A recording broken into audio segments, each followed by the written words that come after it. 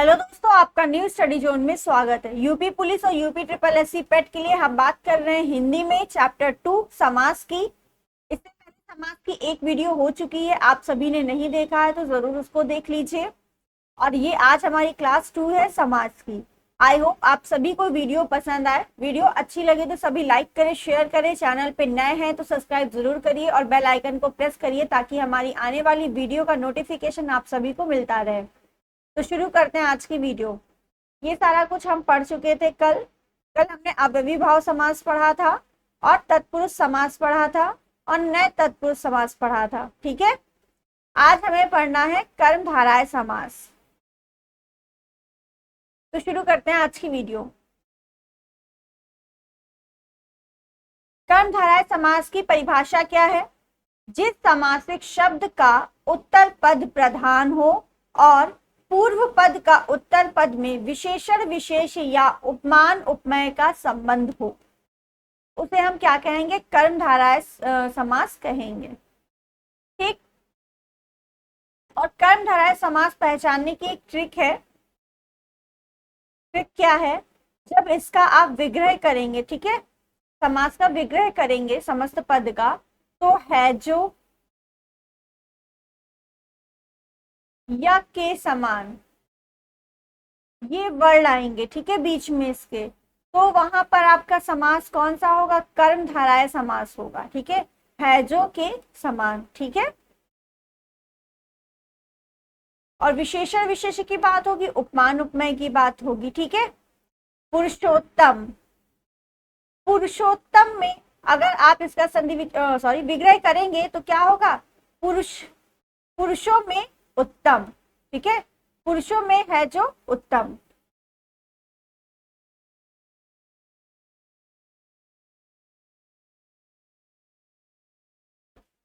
पुरुष है जो उत्तम, उसे ही कहा जाता है पुरुषोत्तम। ठीक है, जो पुरुषों में उत्तम होता है उसे ही बोलते हैं पुरुषोत्तम। तो है जो आया आपका, इसका मतलब कर्मधारय समास है। ऋषिवर,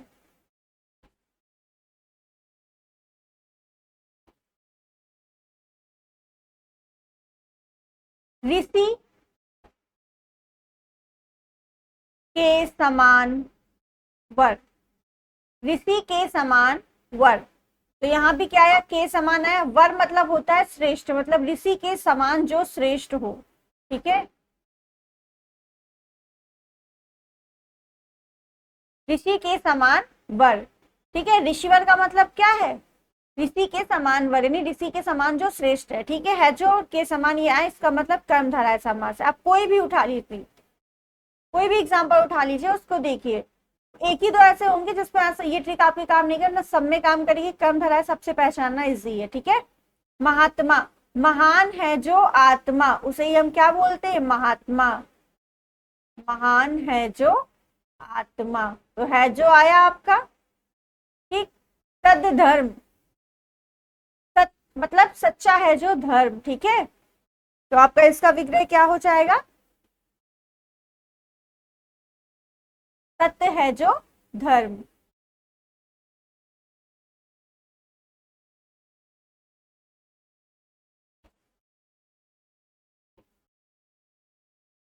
ठीक है। अध पका, आधा है जो पक्का। ठीक है, अध पका। अब जो आपकी बात आ रही थी विशेषण विशेष की और उपमान उपमेय की, उसकी भी बात थोड़े कर लेते हैं। ठीक है, देखिए, उत्तम क्या है आपका? विशेषण है। ठीक है, क्या है? विशेषण है। और विशेष क्या है? होता है जिसकी विशेषता बताते हैं। विशेषता किसकी है? उत्तम, पुरुष की है। तो ये है आपका विशेष। पेन चेंज कर लेते हैं। ये है आपका विशेष और ये है आपका विशेषण। ठीक है। ऋषिवर, वर आपका श्रेष्ठ क्या है? विशेषण है। और कौन श्रेष्ठ है? तो ऋषि श्रेष्ठ है, इसका मतलब ऋषि क्या है? आपके विशेष्य हैं। ठीक है, तो विशेषण विशेष देख लिया, उससे भी आपको पता चल जाएगा। ठीक। अध पका, आधा है जो पका।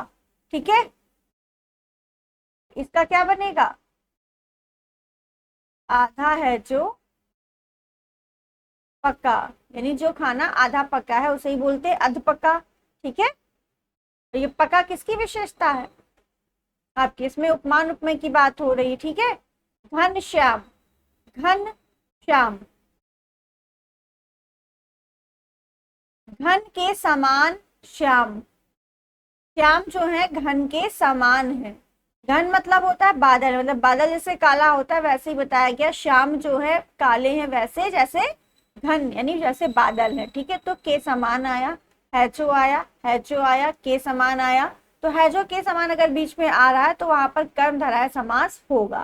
ठीक है, आप अपने आप से कोई एग्जाम्पल लीजिए, उसका विग्रह करिए, फिर देखिए, तो अपने आप समझ में आ जाएगा। ठीक है, अब घन एक शब्द में जरूरी नहीं एक ही समास हो। ठीक है, अब घन श्याम, घन के समान श्याम। ठीक है, अर्थात विष्णु भगवान भी आ जाते हैं। ठीक है, श्री कृष्ण भगवान घनश्याम को कहा जाता है, सॉरी।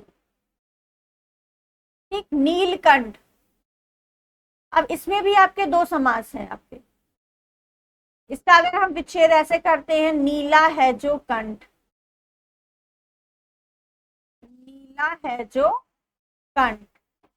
ठीक, तो यहाँ पर हम बोलेंगे आपका कौन सा समास है, द्विगु समास है, सॉरी सॉरी कर्मधारय समास है। नीला है जो कंठ, तो हम बोलेंगे यहाँ कर्मधारय समास है। लेकिन अगर ये हम बोल दें नीला है, नीला कंठ है जिसका, ठीक है, अर्थात शिव भगवान, तो यहाँ पर हम बहुब्रीहि समास बोल लेंगे। ठीक है, नील गाय, नीली है जो गाय। तो ये डिपेंड करता है आपके एग्जाम ऑप्शंस पे कौन सा दिया हुआ है। ठीक है, नीली है जो गाय। ठीक है, तो ये आपके हो गए कर्मधारय समास के एग्जाम्पल। सिर्फ आपको याद क्या रखना, ये है जो के समान। ठीक है जो के समान विग्रह करने पर आ रहा है तो कर्मधारय समास है, नहीं आ रहा तो नहीं है, फिर कोई और होगा। ठीक है, नेक्स्ट है हमारा द्विगु समास। द्विगु समास क्या होता है, द्विगु समास में आपका पूर्व पद जो होगा वो संख्यावाचक है, तो वहां पर कौन सा समास होगा आपका, द्विगु समास होगा। ठीक है, पूर्व पद संख्यावाचक, जैसे है पंचवटी, तो 5 वटों का समूह। वट मतलब होता है वृक्ष। ठीक है, 5 वटों का समूह।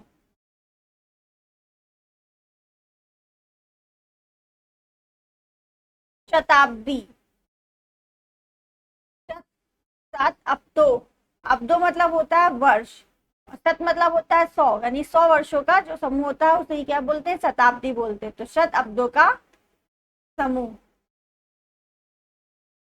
क्या बोलेंगे, इसे शताब्दी बोलेंगे। ठीक है, तिराहा, 3 राहों का समूह, 3 राहों का समूह। तो यहाँ क्या आ रहा है, समूह की बात हो रही है। ठीक है, पहला पद देखिए सबका संख्यावाचक है, इसका मतलब इन सब में कौन सा समास है आपका, द्विगु समास है। ठीक है, चौमासा, 4 माहों का समूह, दोपहर, 2 पहरों का समूह। ठीक है, तो 2 शब्द है, 4 शब्द है, 3 है, 100 है, 5 है, ये सभी संख्यावाचक शब्द है, इसका मतलब इसमें आपका द्विगु समास होगा। ठीक है, तो पहला पद संख्यावाचक आपका, तो द्विगु समास। ठीक है, नेक्स्ट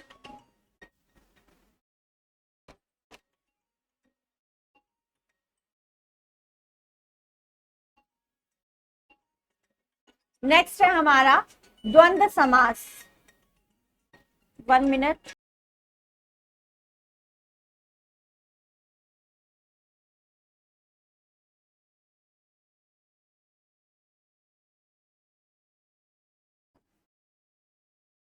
नेक्स्ट है हमारा द्वंद्व समास। जिस समासिक शब्द के दोनों पद प्रधान होते हैं तथा विग्रह करने पर और अथवा या एवं लगता है उसे ही बोलते हैं द्वंद्व समास। यानी दोनों पद प्रधान हो और विग्रह करे तो ये शब्द आए, और अथवा या एवं ये शब्द आपके आने चाहिए। ठीक, एक और बात बताते हैं इसमें हम, द्वंद्व समास के आपके 3 प्रकार होते हैं। ठीक है, द्वंद्व समास के 3 प्रकार होते हैं। पहला हमारा है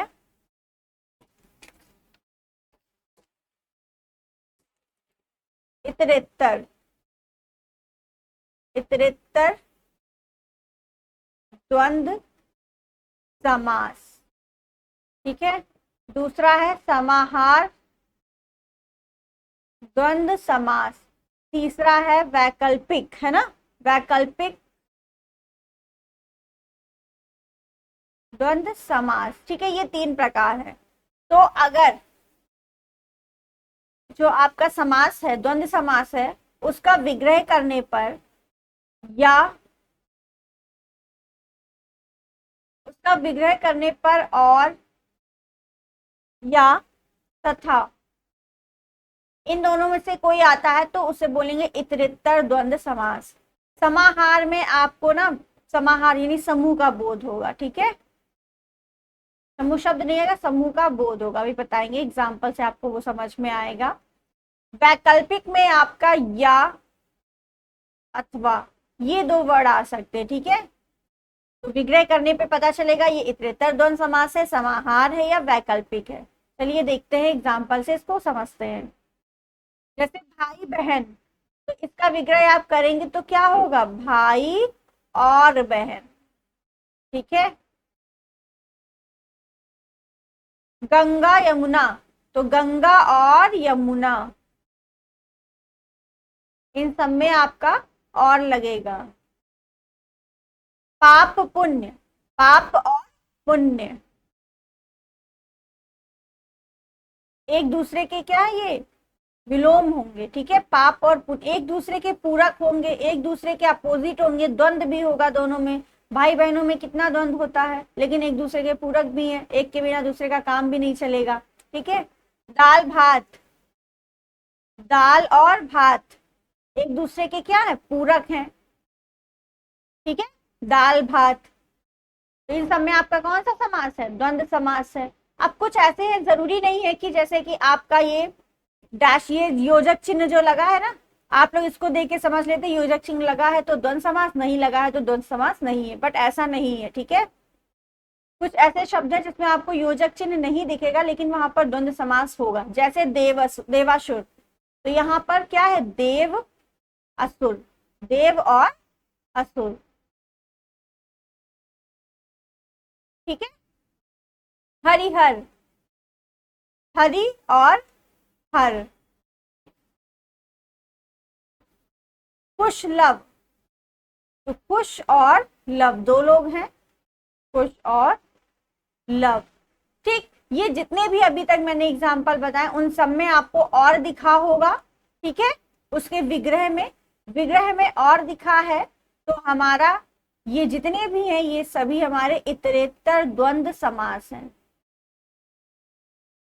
इतरेत्तर द्वंद्व समास के एग्जाम्पल हैं। ठीक है, सब में और आया है, देखिए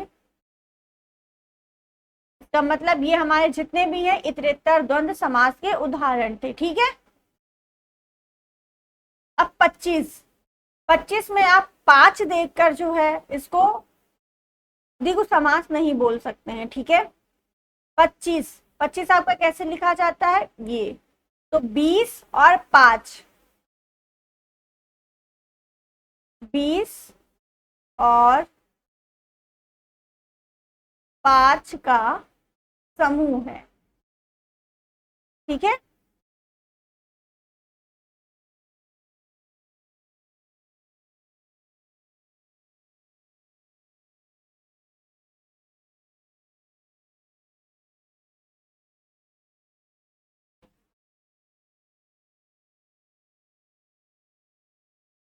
ठीक, 20 और 5 का समूह या समाहार भी लिख सकते हैं हम। ठीक है, समूह समाहार एक ही चीज है। कैमरा ऑफ कर रहे हैं, यहाँ पे दिखेगा नहीं। 20 और 5 का समाहार। 38 आपका 30 और 8 ऐसे लिखा जाएगा, तो 30 और 8 का समाहार।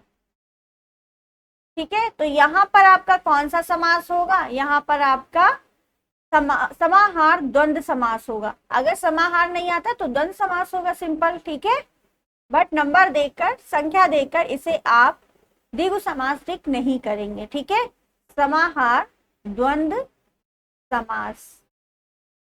क्लियर है ये बात?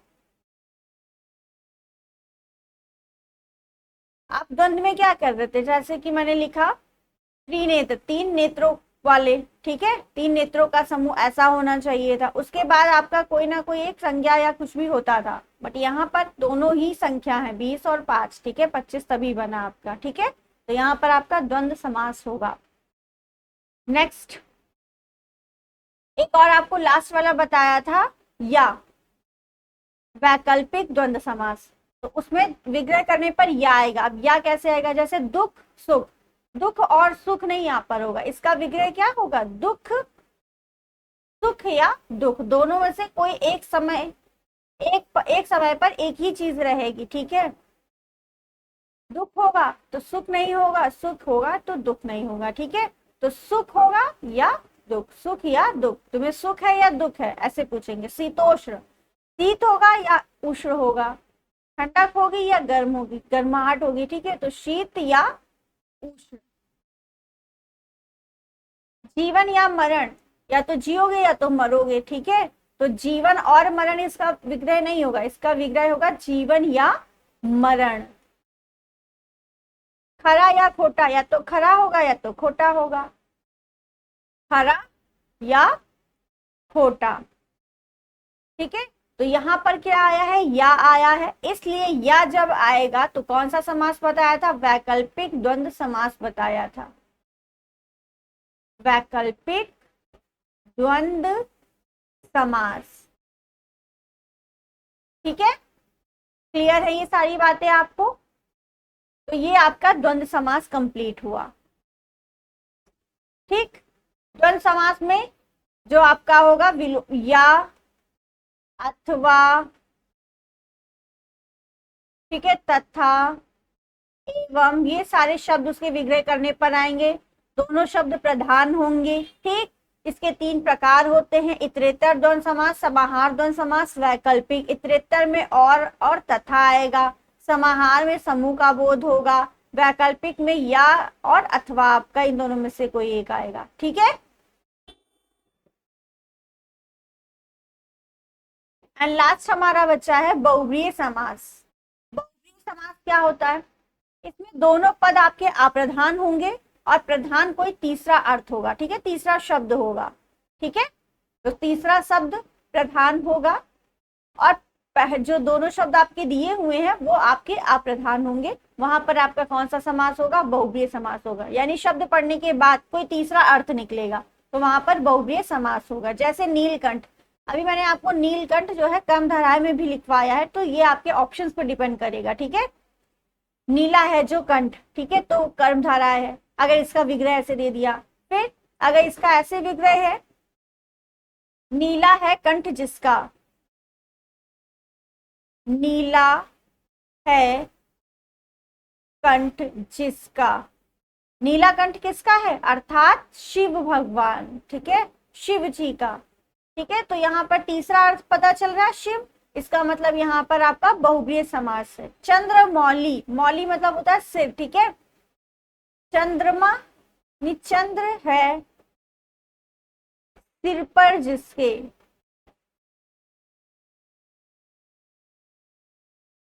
उस अर्थात कौन, शिव भगवान, शिव भगवान के ही सिर पर क्या है, चंद्रमा है। चक्र पाड़ी, पाड़ी मतलब हाथ होता है, ठीक है। तो चक्र है हाथ में जिसके,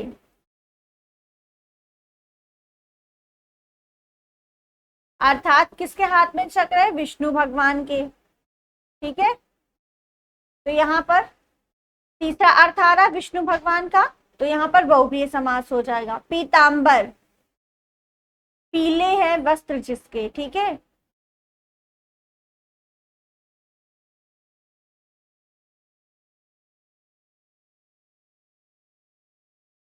पीले हैं वस्त्र जिसके, अर्थात विष्णु भगवान, ठीक है।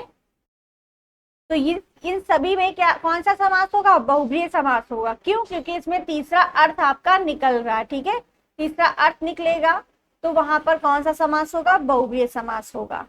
क्लियर है ये सारी बातें? तो आज हमने कर्मधारय, द्विगु, द्वंद और बहुप्रिय 4 समास आज हमने पढ़े हैं, और कल हमने 2 समास पढ़े थे, अव्ययी भाव समास और तत्पुरुष समास। और तत्पुरुष में ही हमने नए तत्पुरुष समास पढ़ा था कि कहाँ कहाँ पर नए तत्पुरुष हो जाएगा। ये तत्पुरुष के ही प्रकार कहलाते हैं। तो जितने इंपॉर्टेंट थे, ठीक है, जितने आपके एग्जाम में आते हैं, वो सारे समास आप सभी को करा दिए गए हैं। आई होप आप सभी को ये वीडियो अच्छी लगी हो। वीडियो अच्छी लगी है तो सभी लाइक करें, शेयर करें, चैनल पे नए हैं तो सब्सक्राइब जरूर करिए और बेल आइकन को प्रेस करिए ताकि हमारी आने वाली वीडियो का नोटिफिकेशन आपको मिल सके। कल हम एक छोटी सी वीडियो बनाएंगे जिसमें समास के छोटी छोटी जो ट्रिक्स है उनको एक साथ वहां पर बता देंगे। उसके बाद हम प्रैक्टिस सेट करेंगे और हमारा ये चैप्टर भी कंप्लीट हो जाएगा। Thank you.